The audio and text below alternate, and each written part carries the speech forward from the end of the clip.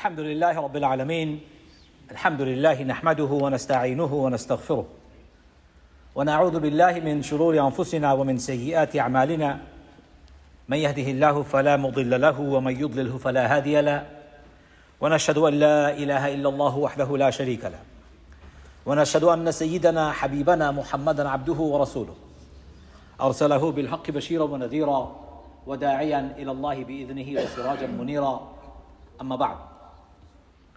My brothers and sisters, there is a hadith of Rasulullah reported in Bukhari and Muslim that I would like to reflect upon today.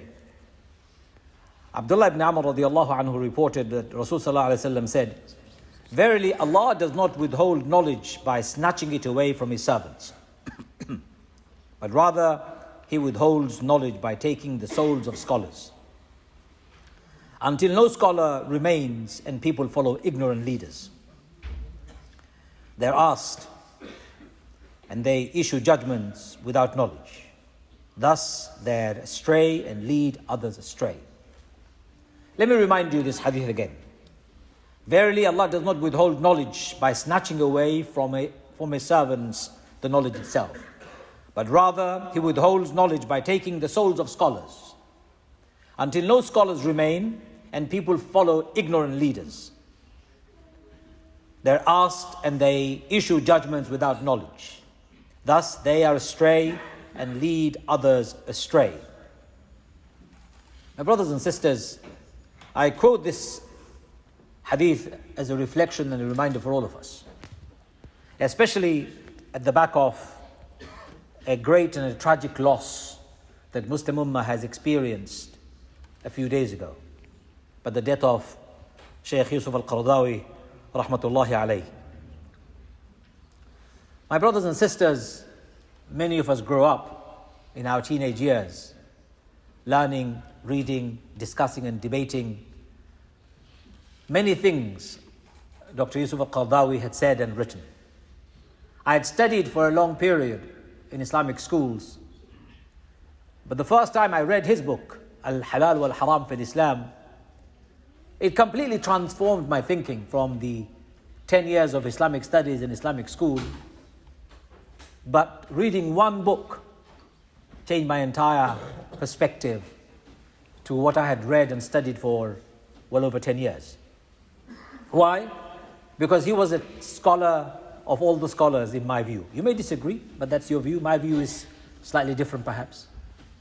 He was a unifying scholar, a scholar who was able to bring together people of different strands and different thoughts. He tried to bring the Sufis and the Salafis together. He tried to bring the people of various denominations together. He tried to unite the Ummah on the truth, on the traditions of Islam, authentic traditions of our beloved Prophet Muhammad sallallahu alaihi wasallam, and contextualizing our living in the 21st modern time where we live today. I had the great opportunity of meeting him 3 times in my life. First time I met him was at a conference. I was a student, I was a young man, and he was giving a lecture at Regent's Park Mosque. Thousands of people turned up, and I was asked to volunteer for that particular event inside the masjid. And I was told to be the security guard. And I'm standing inside the masjid trying to control the crowd. Suddenly I saw a big group of brothers walking over everybody to come to the front. So I went to them and said, "Brothers, where are you going? There is no space." One brother said, "Brother, please have some embarrassment. Have some shame," he said to me. I said, "Why?" He goes, "This is the Sheikh of the Ummah. Don't deprive us of the company of the Sheikh of the Ummah." Even people who are sitting down, they said the same thing. He said, "Yes, brother, let them come in. They want to listen to the Sheikh of the Ummah." And they all sat down.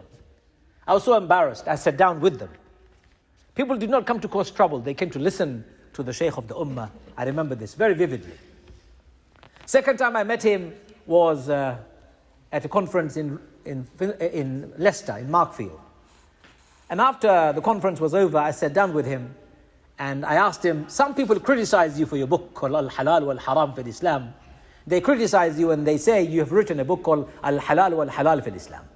What do you say to those people who criticize you? He smiled. He was sitting in front of me having lunch. He smiled and he said something very beautiful. He said, yes, I understand what they say. If you ask those people to write a book, they will write a book called Al-Haram wal-Haram fil Islam. And I said, Wallahi, what a beautiful answer. His book is called Al-Halal wal-Haram fil Islam. Permissible and prohibited according to Islam. He gave the methodology, the philosophy, unifying fatwa, unifying opinions to the basic things everyday Muslims suffer and encounter. So, halal wal haram, allowed and prohibited. And those who criticize him, they say he wrote a book called Allowed and Allowed in Islam. And his response was, if they were writing a book, they would write a book called Al-Haram wal-Haram fil Islam. For them, everything is haram. Brothers and sisters, that was, for me, the hallmark of a scholar. A scholar is not here to make our life difficult. A scholar is here with his knowledge to be able to facilitate you and I becoming closer to the deen through practices that we can implement in our daily life rather than making it impossible to practice. Sheikh Yusuf al-Qaradawi will be remembered forever in the history of Islamic scholarship, and for those of us who are learning from him, for a scholar who became the facilitator, the pragmatist, the one who was able to unite people of differing backgrounds.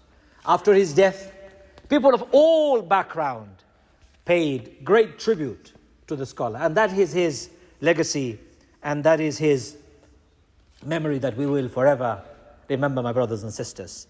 He wrote 10 advice for all of us to follow, and that's all I'm going to talk about today. He said, I advise my brothers, scholars and preachers to follow these instructions so that they can carry out their duty towards their Lord and their religion and towards their ummah. Number one, he said, that their allegiance is to Allah, glory to Him, and to His religion alone, not to nationalism or patriotism or to regimes or to parties or to people, except to the extent of their connection with Islam and their proximity to it. What a beautiful statement to say.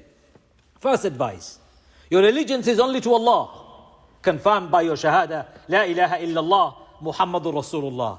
Your allegiance is not to a nationality, your allegiance is not to patriotism, your allegiance is not to a ruler or a regime, your allegiance is not to a party, your allegiance is not to a people, your allegiance is to only Allah. And anyone who facilitates you becoming closer to Allah, you are friends with them, you are close to them because they help you. What a beautiful statement to make. You and I have forgotten that very beautiful statement, very beautiful advice, found in the heart of the Quran. You are Muslim, found in the life of our beloved Prophet Muhammad sallallahu alaihi wasallam. We've forgotten, we've become more Pakistani, Bengali, Somalian, Arab, African and Nigerian, or European and American first. We are human being first, and Allah Azza wa Jalla has made that very clear. But when we say La ilaha illallah, Muhammadur Rasulullah, our allegiance is not to our nationality, our allegiance is to Allah Azza wa Jalla, one and the only. We are saying the same thing. There is no God worthy of worship except Allah. A reminder for all of us, my brothers and sisters.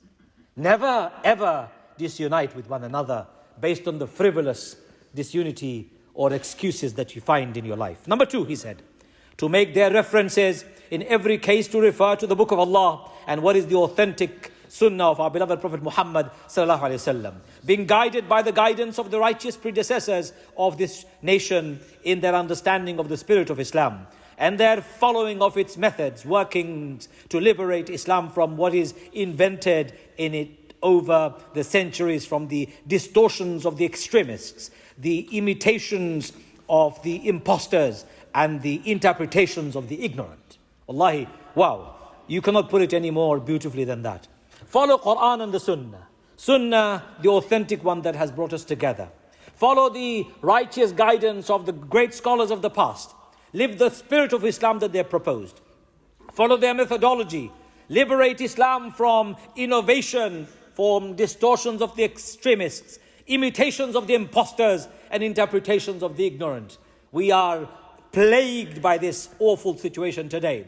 Too many Muslims find themselves shackled in the centuries-old distortions of Islam, confused by their culture, confused by their own whims and desires, confused by their own interests. My brothers and sisters, the advice is, do not fall for the distortions. Do not fall for the distortions of the extremists. Do not fall for the imitations of the imposters, the fake ones. And do not fall for the interpretations of the ignorant. Remain true to the guidance of Allah, Quran and the Sunnah. Number 3, he said, to speak out with the words of truth in the face of tyrants and those who aid them, and to command the good and forbid evil, never fearing by Allah a blameless blame, nor an unjust power, like those who describe them by saying, those who convey the message of Allah and fear Him, and fear none except Allah, and sufficient is Allah as their reckoner. My brothers and sisters, Dr. Qaradawi lived the very epitome of this particular advice. Speak the truth and never be afraid of the rulers and the tyrants around. Never be afraid of authority. For your Islam is about speaking the truth to the powerful people. Don't be shy. Never be shy. He got exiled from Egypt. He lived in Qatar for most of his life. He got imprisoned by the Egyptian government regularly for speaking out and speaking the truth. You know, brothers and sisters, despots and dictators, illegitimate governments of the world hated that man. They hated him. The imposters hated him. The extremists hated him. The ignorant were scared of him because he was speaking the truth. He lived and died speaking the truth. In one of his speeches, he said, you can put rope on my neck. You can burn my chest. You can do what you like, but I will speak the truth. You will not silence my truth. And I will die speaking the truth. Brothers and sisters, today we don't have enough scholars speaking the truth. Too many scholars are too afraid of speaking the truth because they think their jobs will disappear. They will no longer get paid. They will be sacked from a country. They will not be allowed to go to Hajj, so they can't criticize Saudi Arabia. They can't criticize this, that and the other because they can't go to holidays with their family. Well, you are a cowardly scholar then, aren't you? If you can't speak the truth. Scholars must speak the truth. And if a few scholars die in that process, that is the sacrifice we all have to endure in order to allow truth to prevail. Number 4, he said, to bear in mind the instructions of the beloved Prophet of Allah sallallahu alaihi wasallam to Mu'adh ibn Jabal and Musa al-Ash'ari when he sent them to Yemen and said to them, make things easy and do not make things difficult for people. Give glad tidings and do not repel people. Cooperate with one another and do not become divided. How indeed are scholars and advocates of this instruction all the time, and how much they need it in our time especially. Remember, my brothers and sisters, let me repeat this. When Rasulullah said Mu'adh ibn Jabal and Abu Musa al-Ash'ari to Yemen, what did he say to them? He gave them very beautiful advice. He said, make things easy for people and don't make it difficult. And yet, when you go to a Muslim, they make it more difficult for you because they think the more difficult they make Islam, the more pious you become. What a ridiculous idea. What a ludicrous idea. Rasulullah advice is make Islam easy for people. Don't make it difficult for them. Give them good news and don't repel them away from Islam. Give them good news. Bashiru, give them good news. Good news of what? Jannah. Don't give them the bad news of hell first. Give them the good news of what Allah awaits them. Give them the good news of Allah's love and mercy. Give them the good news of prosperity and happiness. Give them the good news of success. My brothers and sisters, Mu'adh ibn Jabal was beloved Prophet Muhammad sallallahu alaihi wasallam, one of the best companions. Abu Musa al-Ash'ari was one of his best companions, the most learned too. He sent to Yemen to transform the people of Yemen. And this is what he taught them. And he said, cooperate with one another. In other words, help each other and don't divide. Unfortunately, Muslims today forget about cooperation. They love division. He prays different to me. I don't want to see him. He says adhan differently. I don't want to see him. He doesn't say Ameen in his prayer. I don't see him. He fastens his hand in the wrong place. I don't want to be next to him. He does not do mawlood. I don't want to know him. Wallahi, my brothers and sisters, how many ludicrous and ridiculous excuses are you going to make, ya ummah of Muhammad sallallahu alaihi wasallam, to remain divided when Rasul sallallahu alaihi wasallam's advice is completely different? Don't be divided. Cooperate with one another. Cooperate with one another and don't be divided. And our beloved Sheikh, Yusuf al-Qaradawi, has reminded us again when he left his advice. The meaning of this is, my brothers and sisters, deep and profound. And I can talk about it for hours on end. But I'll move on to number 5. That they know their extra context and the era, their enemy and their battles of their time. so as to not occupy themselves, their students and their audience with side, subsidiary or historical battles, oblivious to the battles of the time and the battles of destiny. What I mean are the battles of Islam and invading currents, trends from the east and the west, carrying to our children atheism, disintegration and belittling of our values and our laws. What an amazing statement again. Muslims have become too preoccupied with side issues, with frivolous issues, with subsidiary issues, with historical battles. Why are you living in the 21st? Why are you living in the 9th century when you are living in the 21st century today? Why are you fighting the battles of the 10th century Arabia, 11th century India, and 12th century Spain when you are living in the 21st century? Why are you fighting the battles of Somalia, Bangladesh and Pakistan or Afghanistan while you're living in Britain in the heart of Europe? Why? Why are you wasting your time? Because you have nothing better to do in the world? Sheikh Yusuf al-Qaradawi reminds us, battles are here. When he says battles, he doesn't mean war. He means the struggle. The challenges of our time today. We are losing our children to atheism on a daily basis. We're losing our children to agnosticism on a daily basis. We're losing our families to all sorts of immoral tide. And you and I are fighting battles that have come from Pakistan and India and Bangladesh and Somalia and Nigeria and Afghanistan and the countries far away from this land. Why? Why are you fighting battles that doesn't belong to you?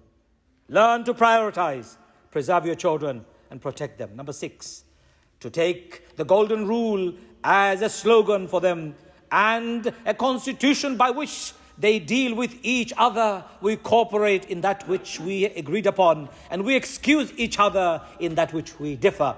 He is referring to the point of unity. Our point of unity is the Quran. Our point of unity is the Quran. Do you disagree on the Quran? No, you don't. Why are you fighting over small things? You don't disagree with the Quran, and Quran is the guide of Allah. Quran is the word of Allah. You don't disagree with it. Quran is with you. And yet, we don't like to agree. We like to disagree. Many of you will say, look at him. Immediately, some of you will think, why is he talking like that? Do you know why, brothers and sisters, you think like this? It's because shaitan in our head doesn't like to hear the truth. Shaitan doesn't like you and I to hear the truth. When it hurts, when it goes under your skin, when somebody speaks the truth, that's when you know shaitan is whispering in your head and saying, no, don't listen to him. Oh, look at his beard is too short. Surely he can't speak. Look at him, he's wearing a suit. He can't be an imam. All this nonsense will go through your head because you don't want to listen to the truth. Don't allow frivolous whispers of shaitan to dominate your thinking process. For Yusuf al-Qaradawi isn't the only one who's reminding us of this. Our beloved Prophet Muhammad ﷺ exemplified this in his life of 23 years in Nabuwah. He lived it, the teachings of the Quran. Number 7, the arms themselves. To arm themselves with what they could from the knowledge of the era. For Imam al-Ghazali was not able to defeat philosophy, revive the science of religion, and show the incoherence of philosophers, except after he digested philosophy and became a philosopher, master of philosophy of his time. What a beautiful example. Imam al-Ghazali, he was able to destroy some of the philosophers who were trying to attack Islam. He did not just sit on his backside and talk nonsense. He took philosophy head on.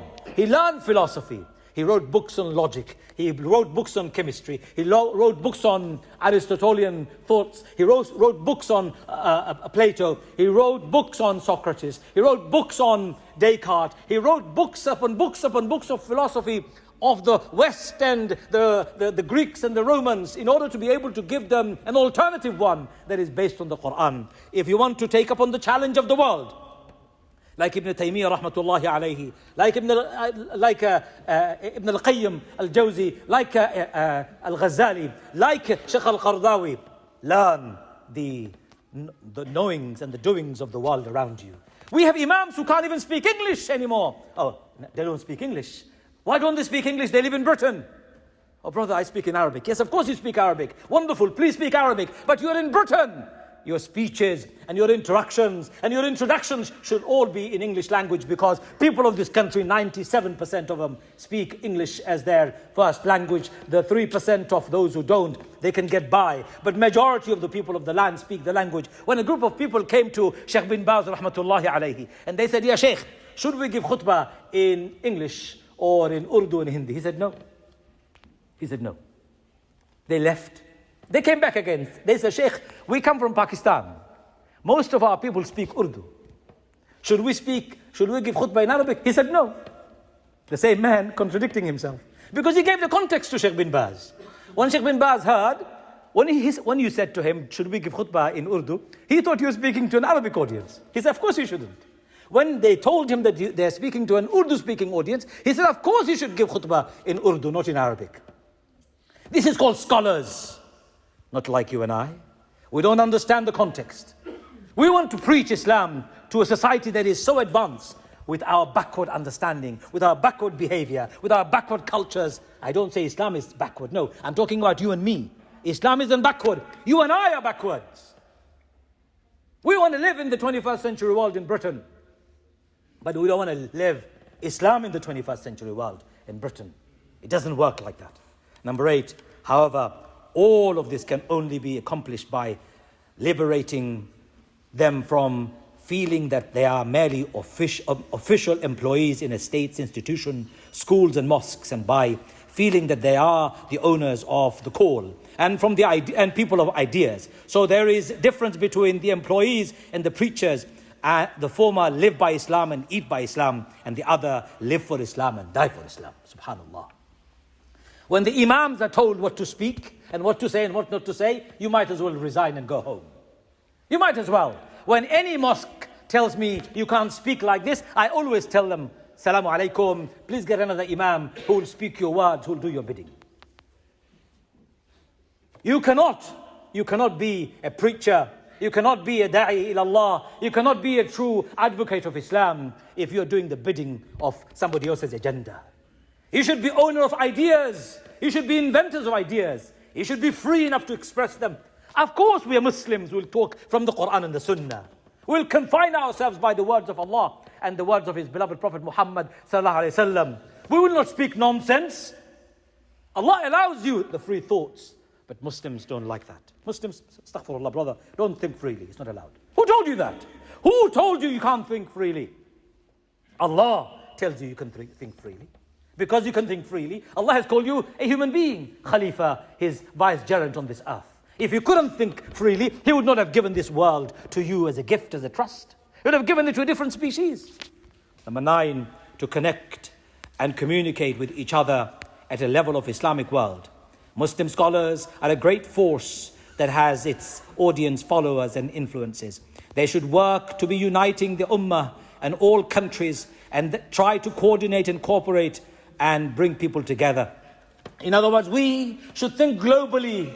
Of course, act locally. Think globally. You're part of an ummah of Muhammad sallallahu alaihi wasallam. Whether you come from Outer Mongolia, whether you come from Madrid, whether you come from Timbuktu or any other parts of the world, it doesn't matter where you come from. What language you speak, it doesn't matter. How you look, it doesn't matter. You're part of the same ummah. You're a global community of people. I am Muslim wherever I am. I am Muslim and comfortably Muslim wherever I am. I'm confidently Muslim wherever I am. I am unembarrassingly Muslim wherever I am, because I am part of this global ummah of Muhammad sallallahu alaihi wasallam. My brothers and sisters, what a beautiful advice. You and I should feel empowered. Empowered to change the world. Empowered to change ourselves. Empowered to change our future generation. If you can't start thinking, if you can't start reading and writing, if you cannot become owners of knowledge, legacy of Sheikh Yusuf al-Qaradawi will be lost very quickly. Legacy of Sheikh Yusuf al-Qaradawi will be lost very quickly. You need to become creators of knowledge. Yusuf al-Qaradawi did not say, I will be the only scholar on this earth. No, he said, let there be millions better than me. He taught hundreds of students. He wanted each and every one of those students to become better than him. And we need to make more and better scholars than Sheikh Yusuf al-Qaradawi has ever been. May Allah have mercy on his soul. But may Allah enable us to make scholars for the future. May Allah enable all of us to change and become true representatives of Allah's deen on this earth. Wa akhir da'wana and alhamdulillahi rabbil alameen.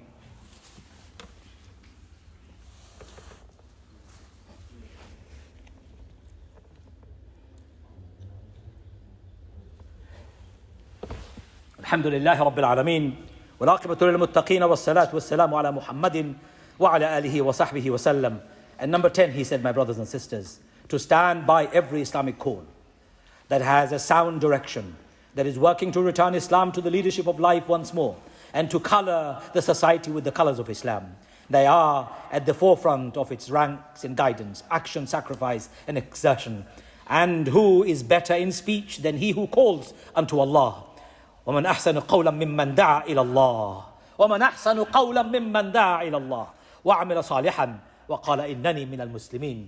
Who is better in words than the one who invites Allah, or invites people to the righteous path of Allah, and says, does good deeds, and then they say, we are amongst those indeed who are Muslims. My brothers and sisters, to finish off today, Yusuf al-Qaradawi's legacy is not a scholar of fatwas. Yusuf al-Qaradawi's legacy is not, he was not a scholar for dollars. Yusuf al-Qaradawi was not busy giving halal and haram fatwa. He was an activist in every day, in every way possible. He lived and died calling for the sake of Allah in every way possible.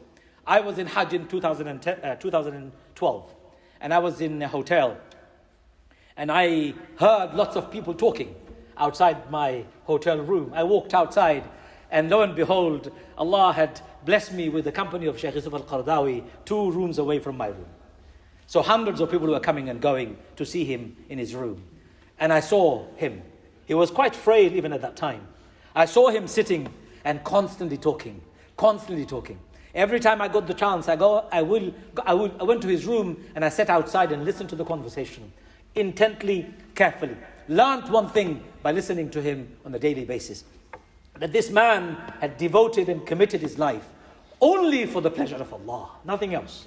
I saw and I heard and I witnessed it in Hajj when I saw him. He could hardly walk even, but he was there helping the ummah make sense of the complications. He would come on television answering people's complex questions. He would challenge people and scholars whose fatwas would keep you and I shackled to backward thinking and backwardness. Some people don't like him. But by the way, he's a human being. Yusuf al-Qaradawi is a human being.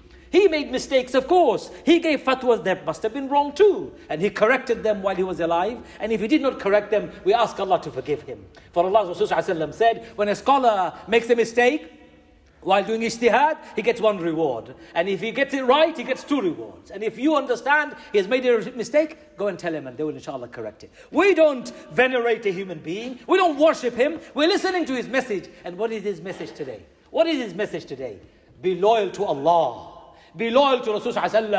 Be united as ummah. And remember, you are saying, La ilaha illallah, Muhammadur Rasulullah, wherever you are. And most importantly, you are a dynamic ummah. You're not a lazy ummah. You're an ummah for change and transformation. You're an ummah that will change the world. That's his message, and that is the message of the Quran. وَمَنْ أَحْسَنُ قَوْلًا مِمَّنْ دَعَا إِلَى اللَّهِ وَمَنْ أَحْسَنُ قَوْلًا مِمَّنْ دَعَا إِلَى اللَّهِ وَمَنْ أَحْسَنُ قَوْلًا مِمَّنْ دَعَا إِلَى اللَّهِ وَعَمِلَ صَالِحًا وَقَالَ إِنَّنِي مِنَ الْمُسْلِمِينَ. Who is better in speech than the one who invites people to the path of Allah and does good deeds and then says, I am from those people who are Muslims.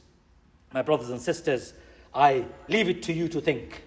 Live by the legacy of these great scholars and don't worship anyone. No human beings need to be worshipped. Allah is the only one we worship. Learn from the scholars, but be loyal to Allah. May Allah forgive us for our mistakes. Ya Arhamur Rahimin, enable us so that we can be loyal to you, Ya Allah. We can submit to you, Ya Allah. We can surrender to you, Ya Allah. Ya Arhamur Rahimin, enable us so that we can be united ummah, Ya Allah. We can be united ummah, Ya Allah. We can be united as ummah, Ya Allah. Ya Arhamur Rahimin, liberate us from our ignorance, Ya Allah. Liberate us from our extremists, Ya Allah. Liberate us from our imposters, Ya Allah. Liberate us from our ignorant leaders, Ya Allah. Ya Arhamur Rahimin, give rise to this ummah again, Ya Allah. Make this ummah free again, Ya Allah. Give this ummah freedom in their thinking, Ya Allah. Make this ummah free in every way possible, Ya Allah. Ya Arhamur Rahimin, we ask you to forgive Sheikh Yusuf al-Qaradawi. Ya Arhamur Rahimin, we ask you to have mercy on his soul, Ya Allah. We ask you to elevate him in his highest paradise, Ya Allah. Ya Arhamur Rahimin, Ya Akramur Akamin, we ask you to grant patience to his family, Ya Allah. Ya Arhamur Rahimin, we ask you to grant our scholars the same courage and same conviction, Ya Allah. Ya Arhamur Rahimin, enable our scholars to become leaders of our society, Ya Allah. ربنا تقبل منا إنك أنت السميع العليم. Ya Allah, at this very blessed day we ask you to liberate Al-Aqsa, Ya Allah. To liberate Al-Aqsa, Ya Allah. To free Kashmir, Ya Allah. To free Yemen from war, Ya Allah. To free Afghanistan from troubles, Ya Allah. Ya Arhamar Rahimin, we ask you to liberate every part of the world, Syria included, Ya Allah, from the troubles and turmoils, Ya Allah. ربنا تقبل منا إنك أنت السميع العليم وتب علينا يا مولانا إنك أنت التواب الرحيم. إن الله يأمر بالعدل والإحسان وإيتاء ذي القربى وينهى عن الفحشاء والمنكر والبغي يعظكم لعلكم تذكرون فاذكروني أذكركم واشكروا لي ولا تكفرون والله يعلم ما تصنعون. أقم الصلاة.